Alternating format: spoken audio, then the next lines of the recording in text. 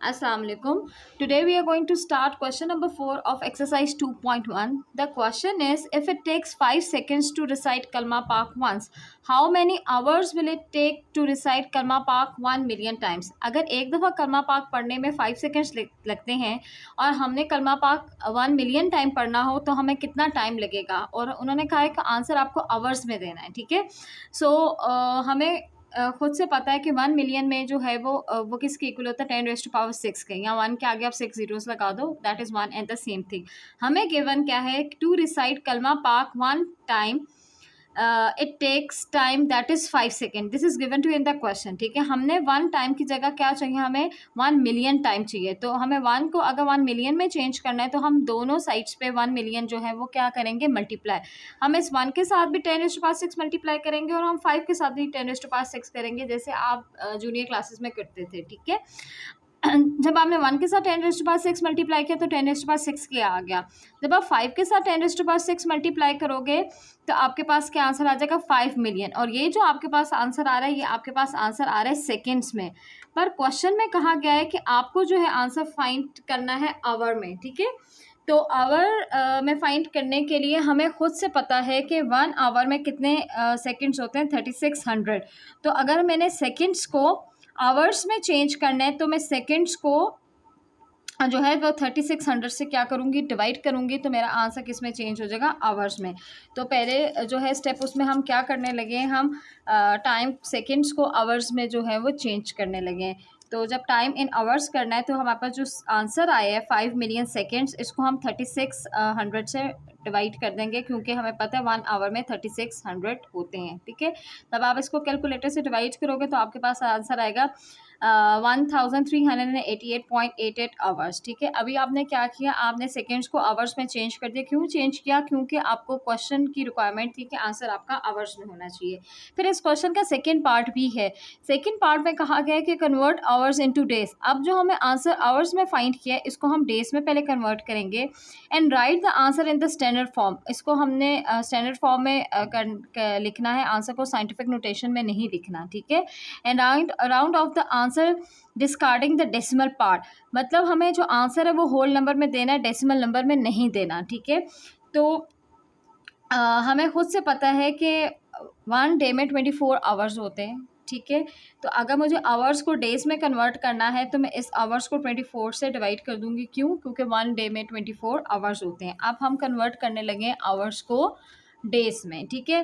तो जो total days हमें लगेंगे 1 मिलियन कलमा पाक रिसाइट करने के लिए, तो जो आंसर आपका आवर्स में आया था उसको हम 24 से डिवाइड करें। क्यों 24 से डिवाइड करें, क्योंकि 1 डे जो है वो किसके इक्वल है, 24 आवर्स के। तो जब आप इसको डिवाइड करोगे with the help of calculator तो आपके पास आंसर आ जाएगा 57.87 डेज। अब ये आंसर ऑलरेडी आपका स्टैंडर्ड फॉर्म में, साइंटिफिक नोटेशन में नहीं है। तो एक तो रिक्वायरमेंट ये पूरी होगी कि आपने जो आंसर डेज में दे दिया। दूसरी रिक्वायरमेंट ये पूरी होगी कि आपका आंसर जो है वो स्टैंडर्ड फॉर्म है। और थर्ड क्वेश्चन की रिक्वायरमेंट है कि आपने जो आंसर है होल नंबर में देना है, डेसिमल पार्ट को ख़त्म कर देना है। इट मीन्स कि हमें होल नंबर में राउंड ऑफ कर देना है। होल डेसिमल से पहले वाला नंबर होल नंबर होता है, तो इट मीन्स मुझे 7 को राउंड ऑफ करना है, ठीक है। 7 से नेक्स्ट नंबर 8 है। क्योंकि 8 5 से बड़ा है तो मैं राउंड अप करूँगी और राउंड अप में हम 1 ऐड कर देते हैं। जब 7 में मैंने 1 ऐड किया तो आंसर क्या आ गया, 58। तो अप्रॉक्सीमेटली 58 डेज लगेंगे हमें 1 मिलियन कलमा पाक रिसाइट करने के लिए। और ये हमारा राउंड ऑफ कर आंसर आ गया। So now we will do question number 5. Question number 5 is, distance between Earth and Sun is 9.322560 into 10 raised to power 7 miles. If speed of light is approximately 1.86000 into 10 raised to power 5 miles per second, how long does it take for light to reach the earth? Convert answer in minutes, writing in standard form. सबसे पहले तो हमें जो question में data given है उसको sort out करके लिख देते हैं कि क्या चीज़ हमें गिवन है और क्या हमने फाइंड आउट करनी है। क्वेश्चन में एक तो हमें डिस्टेंस की वैल्यू गिवन है और हमें स्पीड की वैल्यू गिवन है और कहा गया है कि आपको जो है टाइम फाइंड करना है, ठीक है। हमने प्रीवियस क्लासेस में एक फार्मूला पढ़ा था, distance is equal to speed into time, ठीक है। उसी फार्मूला की हेल्प से हम टाइम की वैल्यू फाइंड आउट करेंगे।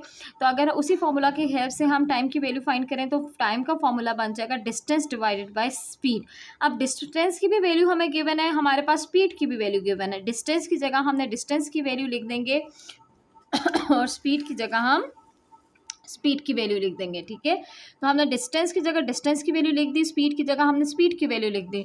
Now with the help of calculator हम इन दोनों वैल्यूज़ को आपस में डिवाइड करेंगे, ठीक है। 9.3225600 को डिवाइड करेंगे 1.8600 से। जब हमने इन दोनों वैल्यूज़ को with the help of calculator divide किया तो मेरे पास आंसर आ गया 5.012129, ठीक है। इसी तरह हमने प्रीवियस चैप्टर में पढ़ा था, अगर टू सेम बेसिस डिवाइड हो रही हो तो हम उनकी पावर्स को सॉल्व कर सकते हैं।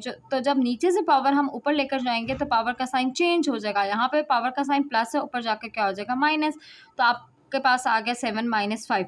जब आप 7 - 5 करोगे तो आपके पास आंसर क्या आ जाता है 2, ठीक है। अब इसको हमने साइंटिफिक नोटेशन में स्टैंडर्ड फॉर्म में करना है, वो भी मैं आपको ऑलरेडी सिखा चुकी हूँ with the help of calculator. हम इसको कैसे कन्वर्ट करेंगे, हम मोड को चेंज करेंगे नॉर्मल में कैलकुलेटर से। वो आप प्रीवियस उसमें बहुत अच्छी तरह से जो हो वो कर चुके हुए हो डिटेल में, कि हम साइंटिफिक नोटेशन में स्टैंडर्ड फॉर्म में कैसे जाते हैं और स्टैंडर्ड फॉर्म से साइंटिफिक नोटेशन में कैसे जाते हैं। आप अपने कैलकुलेटर के मोड को नॉर्मल में चेंज करोगे और उसके बाद आपने इस नंबर को एज इट इज़ लिखोगे और इज इक्वल टू का बटन प्रेस करोगे तो आपके पास ही आंसर आ जाएगा जो कि है स्टैंडर्ड फॉर्म में, ठीक है। अब इसी क्वेश्चन में लिखा था कि आपको जो आंसर है वो कन्वर्ट करना है मिनट्स में भी, ठीक है। हमें पता है कि जो 1 मिनट है वो 60 सेकेंड के इक्वल होता है। हमारा आंसर सेकेंड्स में आया है, हमने सेकेंड्स को मिनट्स में चेंज करना है और हमें खुद से पता है कि जो 1 मिनट है वो 60 सेकेंड्स के इक्वल होता है। तो हम 1 मिनट को 60 सेकेंड के इक्वल क्योंकि होता है तो सेकेंड्स को मिनट्स में चेंज करने के लिए हम 60 से डिवाइड कर देंगे। तो again with the help of calculator जो आपका आंसर है उसको आप जब 60 से डिवाइड करोगे तो आपका जो आंसर है वो मिनट्स में चेंज हो जाएगा और आपका आंसर कैलकुलेटर से आ जाएगा 8.3535, ठीक है।